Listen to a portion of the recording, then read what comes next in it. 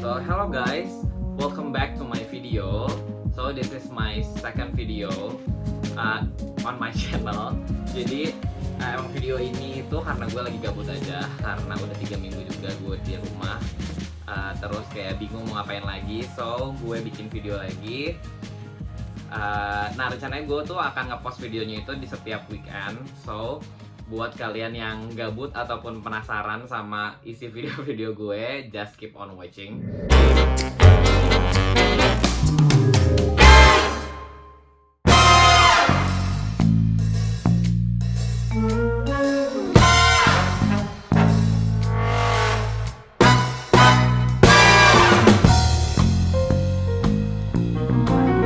Nah buat video kali ini tuh setelah gue kemarin udah kayak support kayak bisnis teman-teman gue.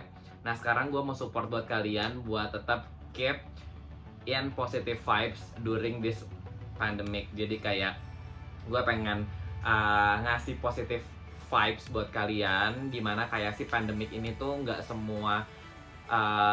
semuanya itu adalah banyaknya sisi negatifnya aja.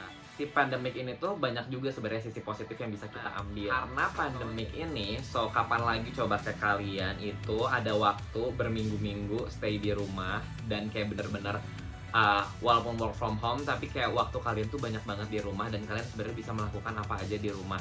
Dan sebenarnya kayak sayang banget juga buat kalian yang bener-bener nyanyain waktu ini, karena bener-bener kapan lagi, karena tahun depan ataupun tahun sebelumnya itu belum pernah juga ada dimana kayak kita harus diem di rumah selama berminggu-minggu, berhari-hari, bahkan bisa kayak berbulan-bulan. Tapi semoga aja pandemik ini beres. Nah sayang banget buat kalian tuh kayak bener-bener rugi sih kalau misalnya kalian tidak manage waktu kalian itu dengan baik dan membuat waktu kita menjadi lebih produktif misalnya. Nah di sini tuh tepatnya gue mau ngasih informasi buat kalian, mungkin bisa diimplementasikan ke kalian, mungkin bisa menjadikan positif vibes buat kalian. During this COVID-19 ini, gue selama 3 minggu di rumah tuh ada beberapa yang gue pelajari, dimana kayak gue mau share juga ke kalian. Jadi itu gimana cara kita bisa manage waktu dengan baik dan kita bisa selalu berpikir positif. Nah gue mau ngasih tahu, jadi ada 5 yang gue pelajari selama during this COVID-19. Nah yang pertama adalah gimana caranya kita bisa membuat si hari-hari kita itu lebih efektif.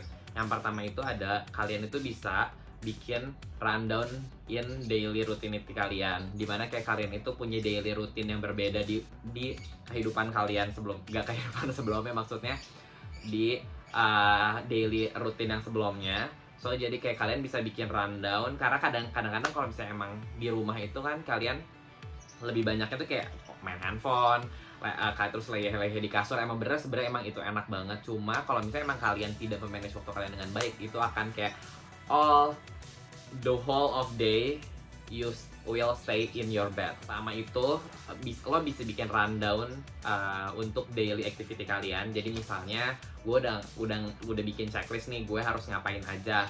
Nah setelah itu lo masukin di rundownnya. Jadi kayak as simple as kayak bikin rundown di notes handphone kalian. Kalian itu misalnya kalian itu bisa menargetkan kalian itu harus bangun jam 8. Nah dari jam 8 itu kalian bikinlah waktu di notes kalian, kalau bisa dijadiin wallpaper biar ingat. Jadi kayak dari jam 8 misalnya bangun, terus langsung sarapan dan misalnya kayak mandi, ataupun misalnya kayak cuma cuci muka doang, terus habis itu sarapan, berjemur misalnya. Terus setelah itu kalian itu mulai start buka laptop dan kayak mulai working sampai jam 12 misalnya. Terus jam 12 itu sholat sambil makan siang. Terus jam 1 dan sampai jam 6 misalnya kayak kalian masih working. Terus setelah dari jam 6 itu kalian misalnya workout sampai jam 7. Terus jam 7 misalnya kalian itu sampai jam 8 family time dan dinner. Terus selanjutnya misalnya kalian online course, or maybe you read some your favorite books. Terus kayak kalian juga ngejadwalin juga kayak tidur, kalian misalnya harus jam 11, gue harus sudah tidur. Terus selanjutnya pun emang selalu seperti itu. Dan kalian juga bisa bikin rundown di weekend, dimana kayak di weekend kata juga kadang-kadang suka bingung mau ngapain karena kita nggak kerja. So jadi kayak mungkin kalian bisa ngedigging your passion di weekend. Misalnya kalau kalian suka gambar, ya mungkin kalau kalian jadwalin dan slotin waktunya itu untuk menggambar. Atau mungkin kalian kalau suka nulis juga mungkin sama, atau mau nyari idea atau inspiration on browsing or something, itu juga bisa banget. Nah yang pertama itu You can manage your time with rundowns as simple as kayak waktu dan ngapain aja di notes kalian.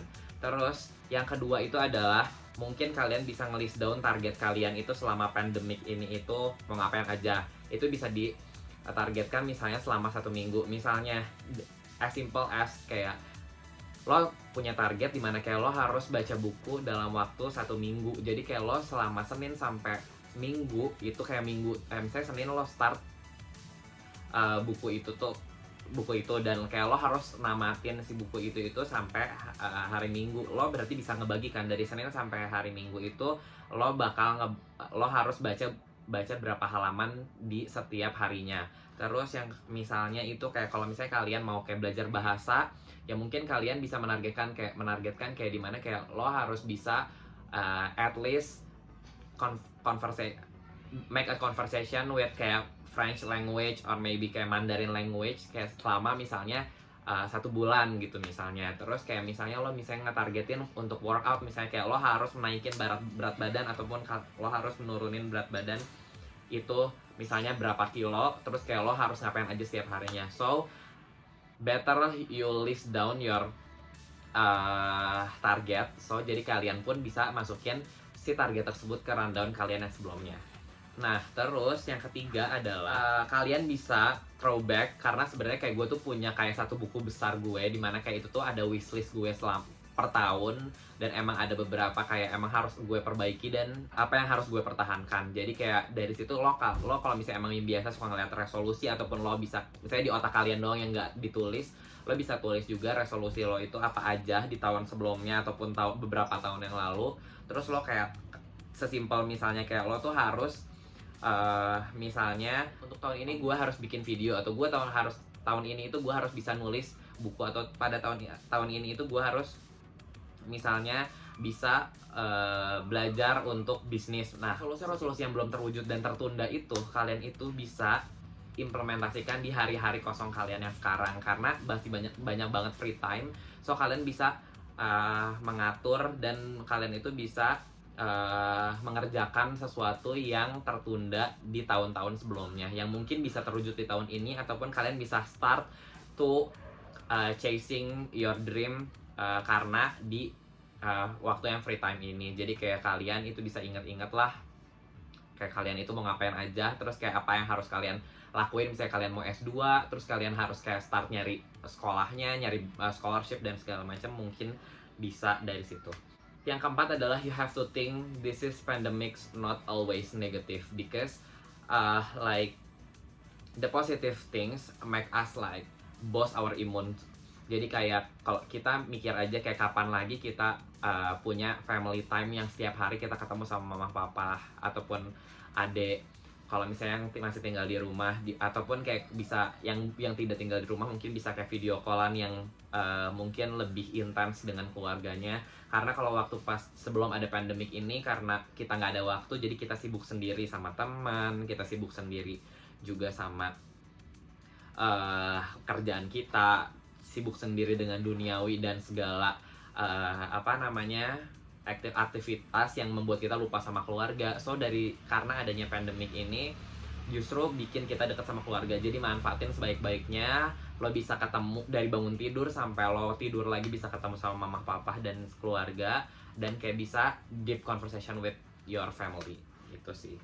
Kapan lagi coba kayak breakfast, lunch, and dinner kayak lo tuh bareng terus sama keluarga lo gitu. Dan yang terakhir adalah yang kelima adalah please not tolerance everything, karena pandemik ini jadi kita tidak melakukan apa-apa karena jadi kayak dijadikan alasan. Jadi misalnya itu kayak kalian itu karena adanya pandemik, oke, gue nggak nge-gym selama sebulan, jadi kayak gue nggak akan olahraga karena gue nggak nge-gym. Nggak bisa kayak gitu. Jadi kayak kamu bisa workout, banyak banget aplikasi dan banyak banget YouTube channel yang bisa nge-lead kalian untuk workout ngapain aja dan bisa membuat kalian juga lebih healthy. Terus jadi kayak kalian pun harus melihat angle yang berbeda karena adanya pandemic ini, dimana kayak kita bisa ngelihat dari sudut pandang yang berbeda.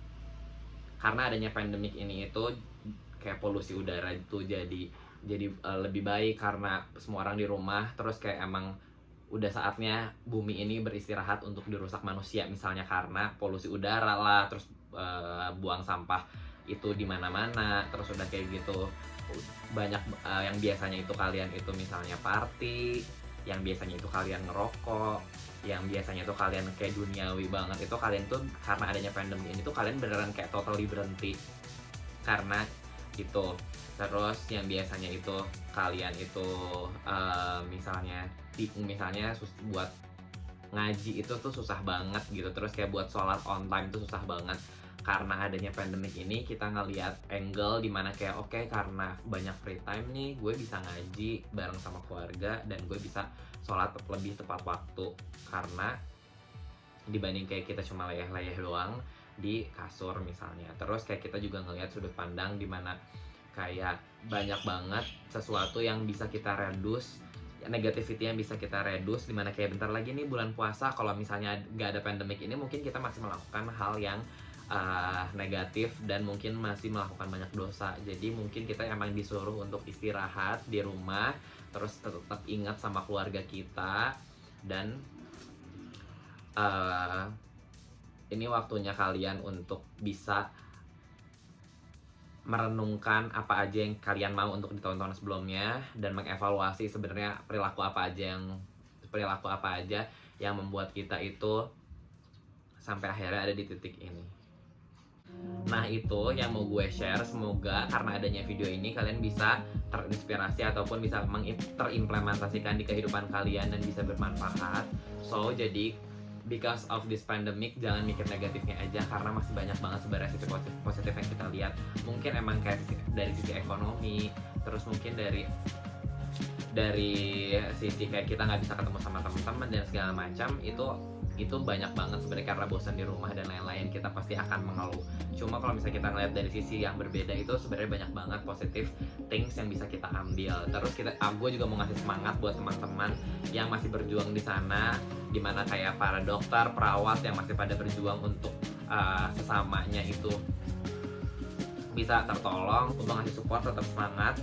Semoga dengan adanya pandemi ini kita bisa banyak belajar, dan semoga pandemi ini itu cepat beres. So mungkin itu aja dari gue. Stay safe semuanya. Gue pun mau ngasih support buat kalian yang masih pada di rumah. Please stay at home karena biar pandemi ini beres. So thank you for watching. Maaf kalau masih banyak yang salah-salah. Semoga bisa bermanfaat. Thank you guys. See you on the next video.